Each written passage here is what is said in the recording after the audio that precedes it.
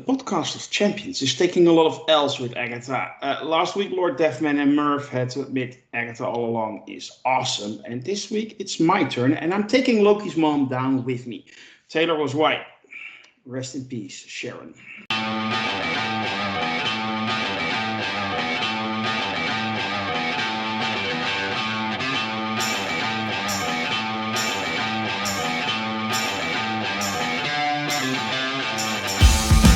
This is the review of champions, and I'm your host, Grandmaster. With me is a powerful panel made up of the finest champions Sakara has to offer. Let me introduce them to you. Voice only, we have Loki's mom. How do you feel after this L? After this elves? Yeah, we lost. We predicted that Mrs. Hart, Sharon, would last the whole series. And she kind of didn't. Sad. But anyway, I have hope she'll be resurrected somewhere down the path. So. We'll see. But Also, yeah, also voice only, the one who took her. Lord Deathman, how are you? I'm doing okay. Didn't mean it about Mrs. Hart. Hopefully we can reverse that before the series ends. And of course, we have the original, and we shouldn't have known better and listen to him. Mr. Taylor first, how are you this fine evening? I'm good. And by the way, Lord Deathman, I saw your cameo in this week's episode there in Lila's Nightmare. Yeah.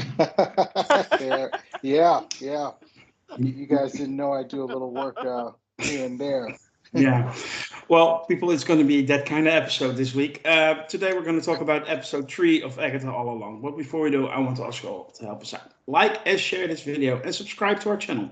And if you really want more of us, you can join our ranks. Go to sakar.freeforums.net, set up an account, and join our forum. And if you're willing, you can also be on the show.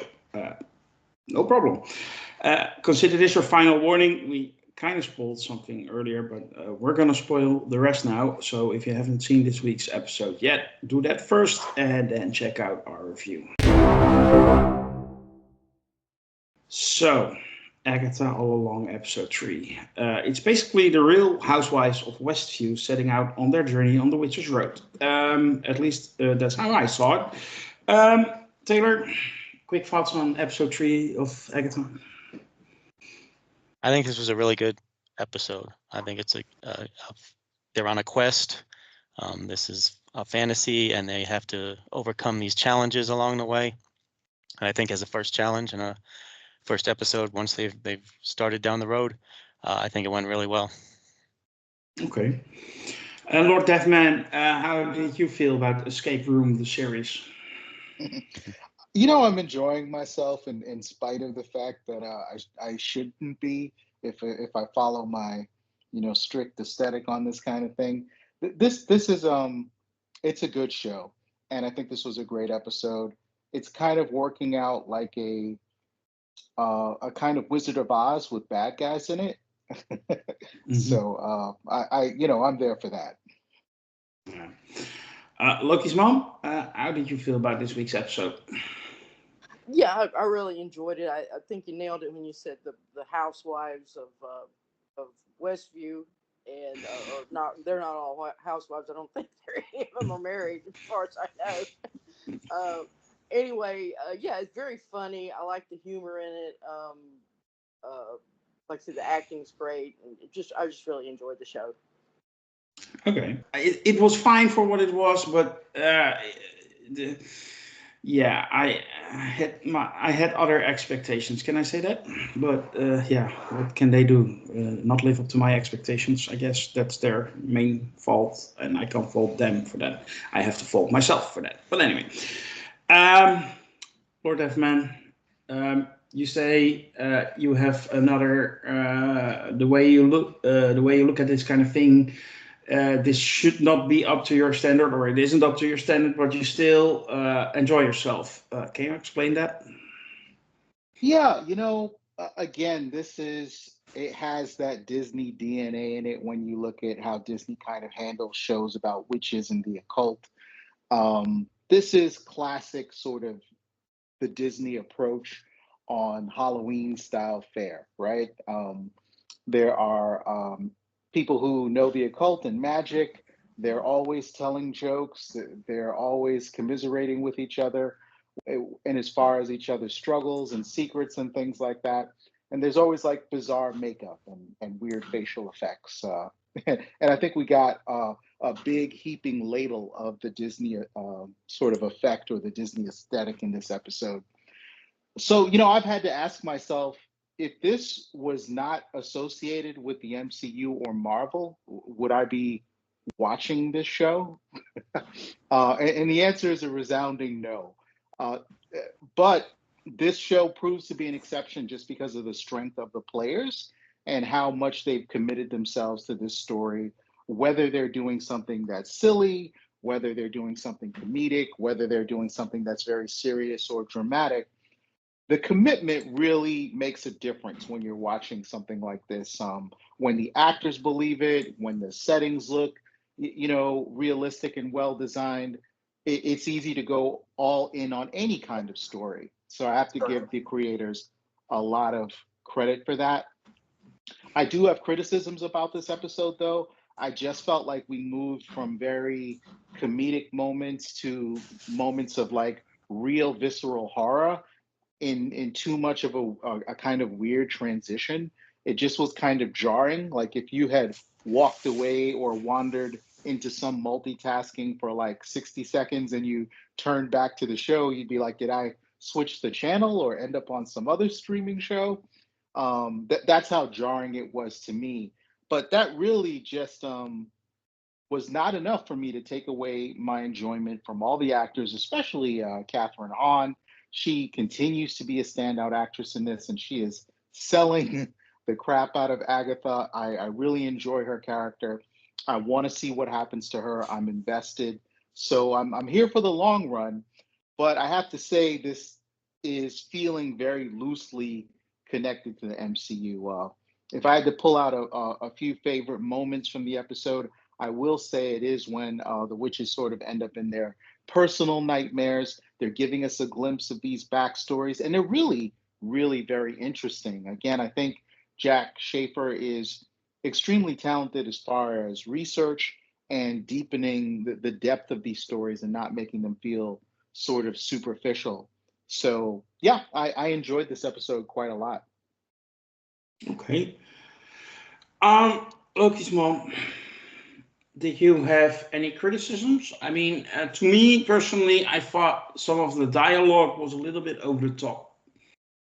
At certain moments, it just became weird to me, but that's just me, maybe. Yeah, I think that could be because it's not. I don't think you have these types of shows and whatnot that we have all over American television and whatnot that sort of do that. I think Lord Deathman, brings out the Disney-esque. I think that's, yeah, it's that limits what they can sort of do with the horror and whatnot. So they have to do it in other ways, like with shock scenes or whatever. And it's a little juvenile, I'll admit that. It's not the Easters of Witches of Eastwick. If you remember that great movie back from the 90s, I think, with Jack Nicholson played the devil and all. It can't be that. So it sort of leans into this, as Lord Deathman says, this popular that's aesthetic that's come along here lately, like with Hocus Pocus, and I believe there was several other movies that's been out in the last few decades that involve witches and witch life and what they go through and whatnot. So it's playing into that, and probably that's a disconnect for you or for people who are more into the horror element of witchcraft and all that. As far as my feelings of the episode, I thought it was really well done.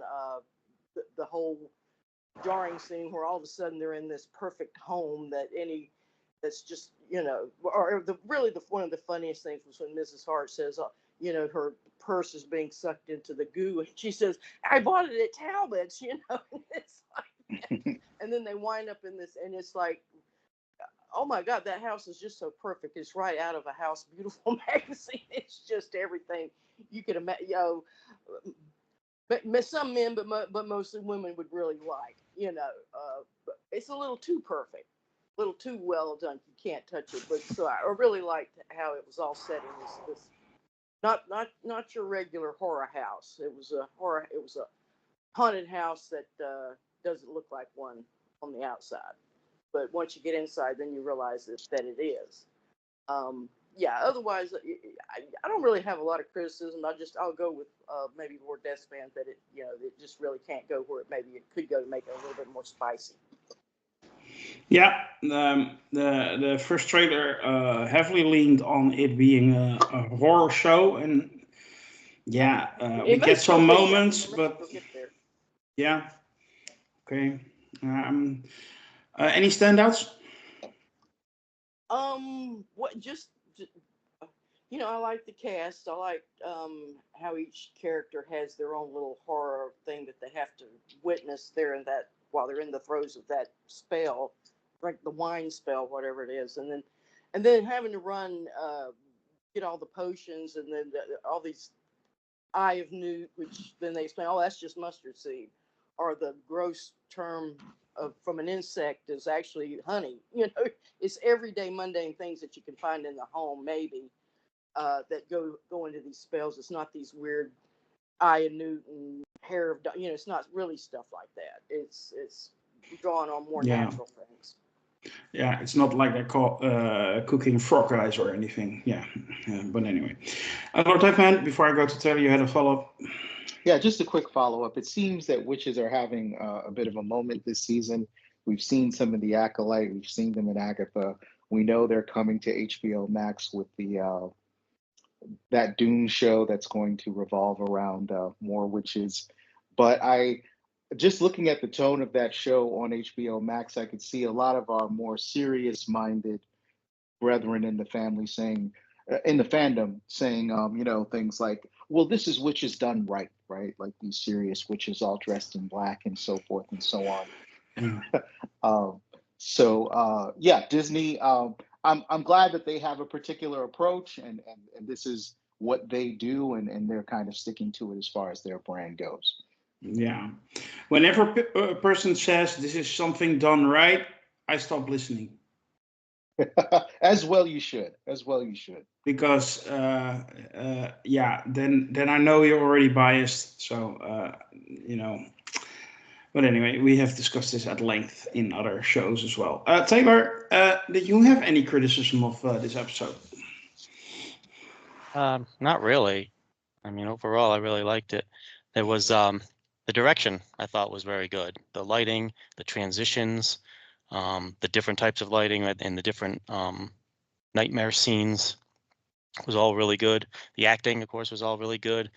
I think that, if I'm not mistaken, when they went into the beautiful house on the beach, even the aspect ratio changed, which is something that they did in WandaVision quite a bit, but that was to simulate the different eras of television, and when they were in a TV show and when they were not in the TV show.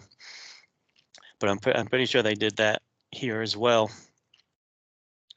Like I said, the nightmare scenes were all very creepy and very interesting. Should I mention the word, the name that was finally used? Yeah, Mephisto. you could. Yeah, I was actually doing Leonardo DiCaprio at that moment, pointing at the screen. Exactly. The first Mephisto, the real Mephisto mention in the MCU. Right. If I'm not mistaken, we got a fly on the curtain. Yep, no fly on the curtain. But yeah, if I'm not mistaken, that is the first time there's actually been any confirmation that Mephisto even exists in the MCU universe, and that's cool. We've still got the mystery going on with Keen. All the indications in this episode was that he might in fact be Agatha's son, who she's traded for a book, which of course was her nightmare, which is pretty powerful. I see a lot of people online complaining about this show, saying, yeah, I can't get into this show because I don't like Agatha. Well, no sugar, Sherlock. She's a villain. She killed a dog in WandaVision.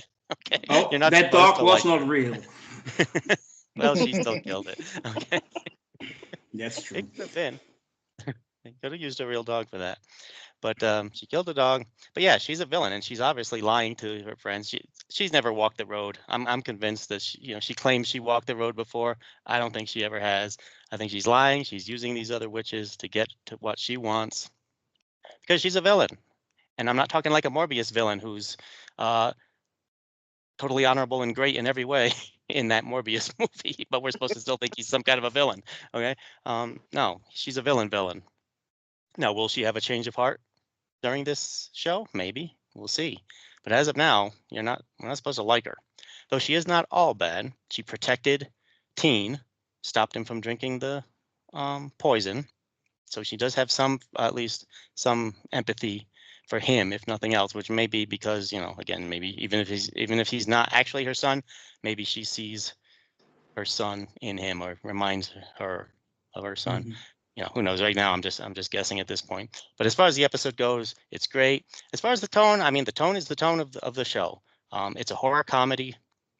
I think we knew all along when Catherine Hahn is cast as something, it's not going to be 100% serious, and it's a horror comedy. And there's many different levels of horror comedy. Okay, they take many different forms, and I think we'll see several different forms of it as we go through this show. But it could be anything from the Resident Evil franchise, Return of the Living Dead, or Abbott and Costello Meet Frankenstein. I mean, they're all horror comedies, and there's all different ins and outs and different types of forms that mixed genre can take. But I mean, there was actual creepy stuff in this episode, and I think we're going to have even more creepier stuff going forward. But there's going to be moments of levity because with the personalities of these characters and the fact that this is like a Halloween special aesthetic, and even like if it's a Wizard of Oz thing, Wizard of Oz was kind of a fantasy comedy to a large degree too. So I'm not worried about it. I'm just kind of going with the flow right now. I'm enjoying it all. I thought it was really wild, the stuff that was happening in the house, and the test that they went through, because it was not just one thing. There was many layers to it. They were underwater. There was the poison. There was the ticking clock. There was the getting all the pieces together, plus the fact that the poison caused them to have their nightmares.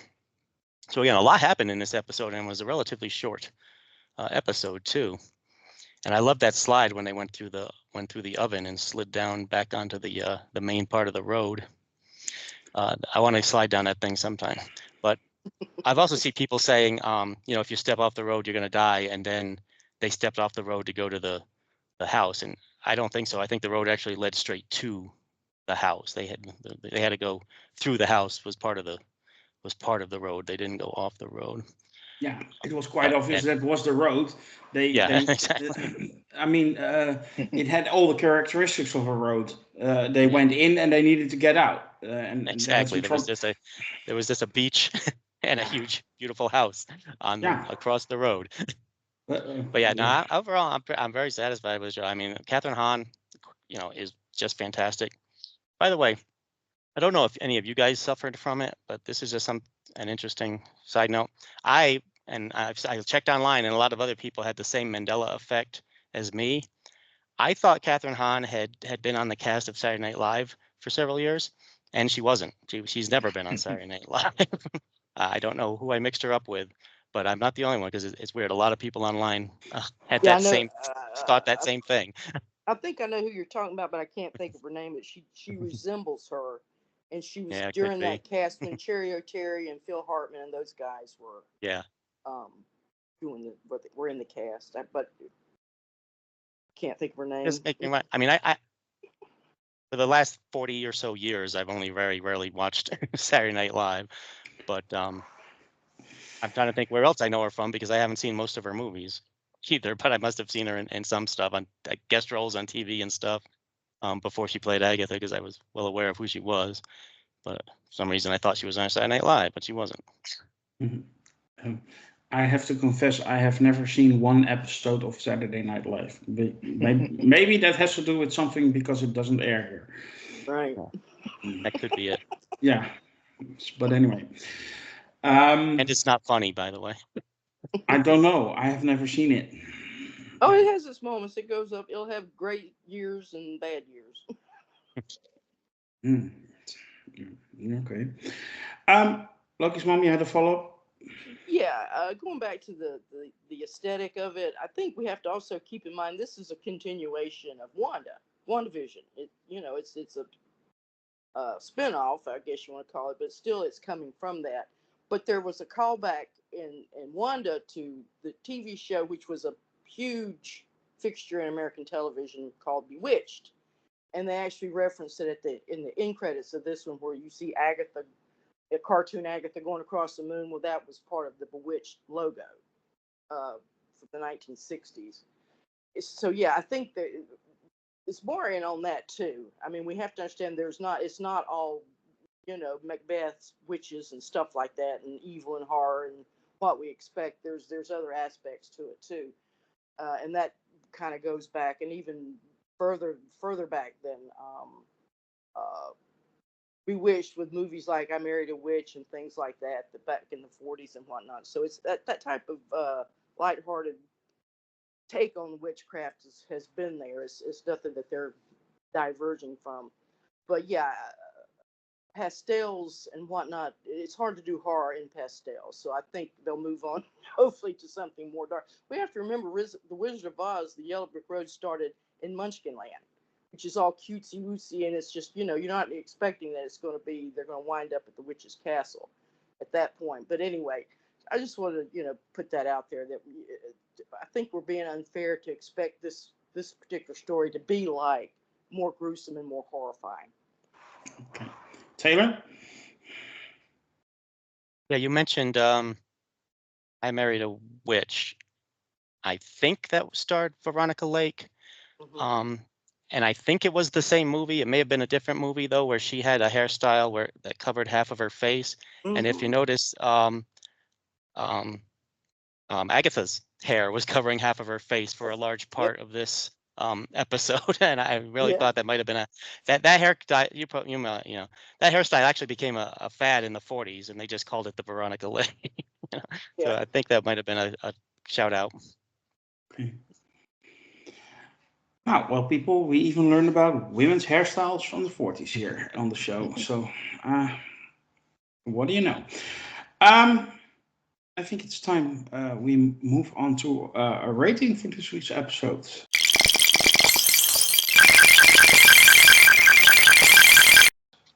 And I'm going to start with you, Lokismom. I'm going to give it 8 bell books and candles. Taylor? 9 glasses of wine and 9 injections of whatever that stuff women inject in their faces to make them hideous.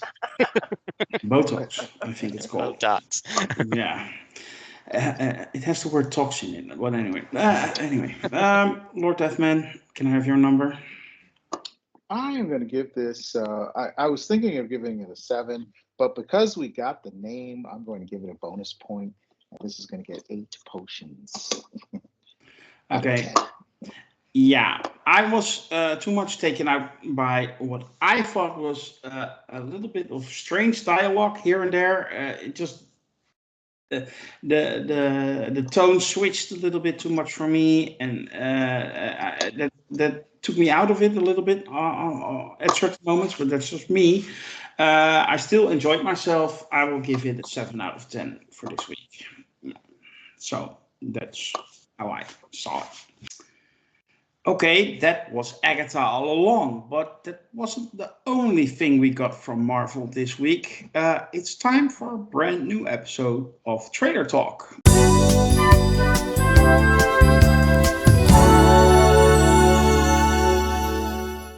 Because we have to do Trailer Talk because, Marvel dropped a trailer for Thunderbolts coming out in May 2025.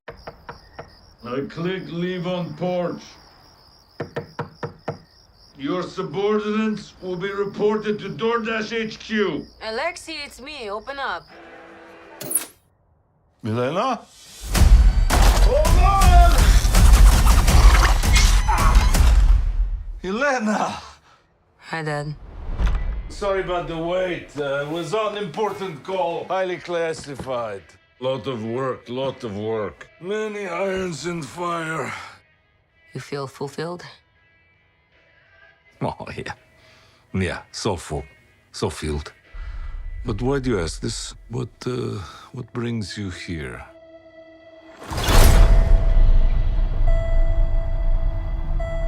There is something wrong with me.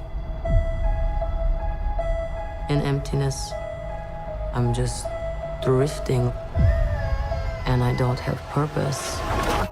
I thought throwing myself into work was the answer.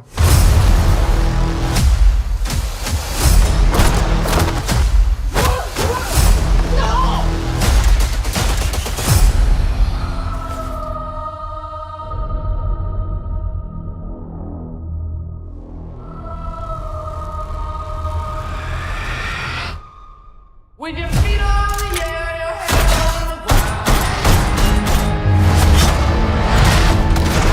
Sky is straight and spinning. Yeah.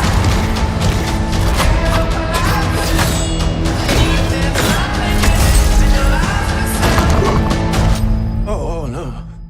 Who are you? I'm Bob. Who sent you, Bob? Nobody. Were you were all sent?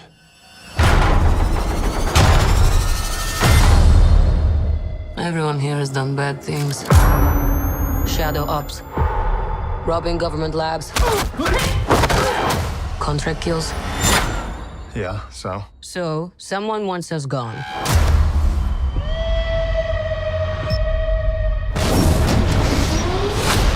What the hell? We're brought up with this belief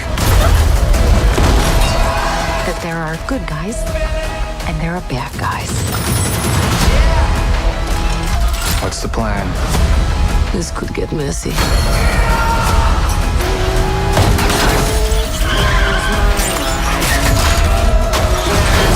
But eventually, you come to realize that there are bad guys and there are worse guys and nothing else. Look at you. So adorable.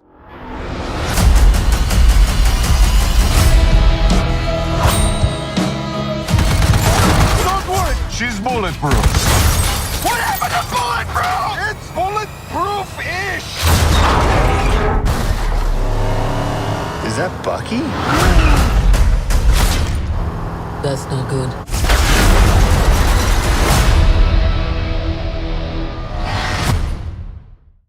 That was very early for Marvel's normal schedule, I should say. Because normally we get it like in end of November, early December for May movies. And now we got it already end of September. And it was quite long, 3 minutes. Taylor, what did you think of the trailer for Thunderbolts? I thought it was a really good trailer. I thought it did the job very well. It set the tone, and it got me more excited for the movie. And that's pretty much what trailers are supposed to do. I'm not going to get into the nitnoid of analyzing every frame and every moment of the trailer, because as we've seen many times, a lot of stuff that's in the trailers doesn't even end up in the final movie anyway. So I don't see a point in over analyzing the trailers. But like I said, it established a tone. It showed us that there's going to be a bunch of action, showed us how the characters are coming together. And I'm really excited about this movie because I really like all the characters in this movie. They're all relatively minor characters that have appeared in the MCU in supporting roles, basically, or villain roles. But they're all very interesting, I think. And I think learning more about all of these characters could be good. And then seeing them all, team up or work against each other, depending on how it all breaks down, could be very interesting too. So yeah, I really like the trailer. I think it looks like a fun movie. Okay, so you don't even want to analyze mechanical arms in a dishwasher? They got to get cleaned somehow. I guess their dishwasher's safe.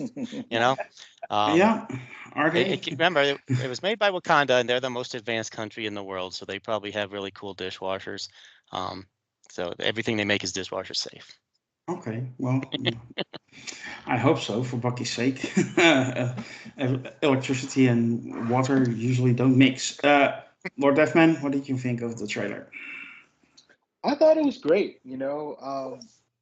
Like Taylor, it raised my excitement for this project quite a bit. As someone who read the Thunderbolts comic book and had to kind of get this slow trickle of news about the film and all the changes they were making that was going to be different from the source material that I'd read for a couple of years. I was kind of feeling deflated about the project and like, oh, but this character is not going to be it, and why are they putting this person instead of this other person, and where's Zemo, right? Like as a comic book reader, you sort of get weighed down by this kind of accuracy. But now that I've actually seen the trailer, and now that I see the vision for the film, the setup for the film, um, I am like really into this vibe that they're doing, and that's what I'll have to call it in the trailer.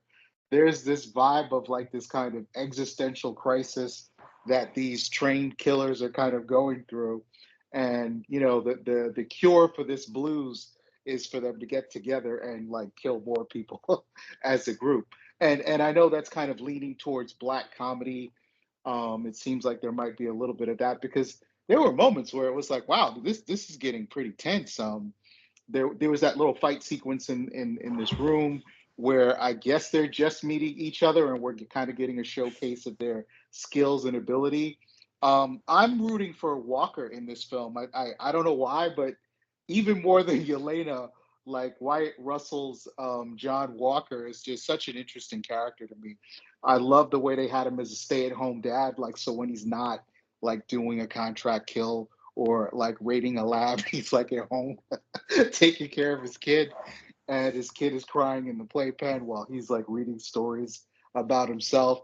I'm really interested in this film, and probably not for the reasons that I initially thought I would be, but it's always nice to get a surprise out of the Marvel camp. So I thought, yeah, this is a great trailer. I'm excited for the project. And yeah, I hope they can pull it off. Choosing the May calendar date makes me think that they have a lot of confidence in the final product. So that gets me even more excited. Yeah, in May they usually tend to release their tentpole movie for the year. So yeah, if Thunderbolts is it, I would be surprised because to me that's fantastic for first steps. But that's just me. But yeah, we have another panel member who I want to ask about this trailer, and that's Lokismom. What did you think of the trailer? Yeah, pretty exciting. I mean, standard trailer that we always get from them. I dare say we'll get more. It'll be a little bit more detail, but this one, like Desmond is pointing out, it had a lot of detail in this one. I like that the characters we're all familiar with. Most of the characters, I think Bob is not maybe as familiar with him, but I think it's intriguing. It looks like at the end of the trailer, Bucky is shooting at the Yelena and the Red Guardian on there in a Ford Fairlane or something, a Crown Vic, I believe that's what it was. And so I'm not sure what's going on. Is he a bad guy in this? Is he flipping around? I'm not sure what's going on with Bucky. If that's just a teaser that no, he's not really. It's just something different that's within the narrative. But yeah, it looks very intriguing. I think they're getting back to the original way it was when Marvel really began with Iron Man and the Avengers and all that. So hopefully they're going to get back on track and do a little less of this weird off the trail side stories that seem to have nothing to do with main saga. So yeah, overall, it's really good. Oh, you mean like a show about witches that need to walk a road or Yeah. something? Yeah. Okay. Yeah, exactly. Yeah, sorry, I had to go there. But no, I'm also was pleasantly surprised by this trailer. I really enjoyed it. Saw a lot of cool stuff. I like Lord Deathman. It's a vibe. I liked the vibe it gave off. Those villains. I for the most part I liked them. When I saw them in the movie, didn't care so much for Taskmaster or Ghost was also not my favorite, but the others, yeah, sure, I like it. The only thing I really hope is that they don't go back and brainwash Bucky again. we've seen that. I wish him well, and I just hope he's the hero of on the side of the heroes, if you know what I mean. I really do. I'm pretty excited about this movie. The only thing I'm a little bit apprehensive about is the inclusion of a Sentry. And Bob is Sentry. They've pretty much said said that in the press. But I think MCU will handle it well. In the comics, Sentry is way overpowered. He's ridiculous. He's like Superman.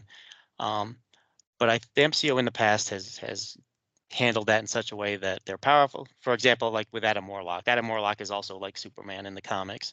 But in Guardians of the Galaxy Volume 3, he was very powerful, but he wasn't overwhelmingly powerful and just ridiculously powerful. So I'm hoping they do the same thing with the Sentry character in this movie. Yeah, they should not do it like Taylor's daughter in Secret Invasion. Yeah. That was horrible. Yeah, that was horrible. That was horrible. Yeah. I'm trying to forget, but thanks anyway. You're welcome. You're welcome. Just a reminder that I'm the Grandmaster. I control you. So, Lokismom, that will conclude this week's review of Champions for episode 3 for Agatha All Along. We hope you have enjoyed our discussion today. If you did, you can help us out. Like and share the review. Subscribe to our YouTube channel. And join our forum at sacar.freeforums.net. We would love it if you do that. Next week, we will be discussing, of course, episode 4. And don't forget to check out our other review series currently running for Rings of Power and The Penguin. Speaking about next week, we will be dropping 5 different shows in one weekend. So, yeah, excited for that. We want to thank you all for now, and also on behalf of my champions, by the way. And we wish you to be magical. Bye.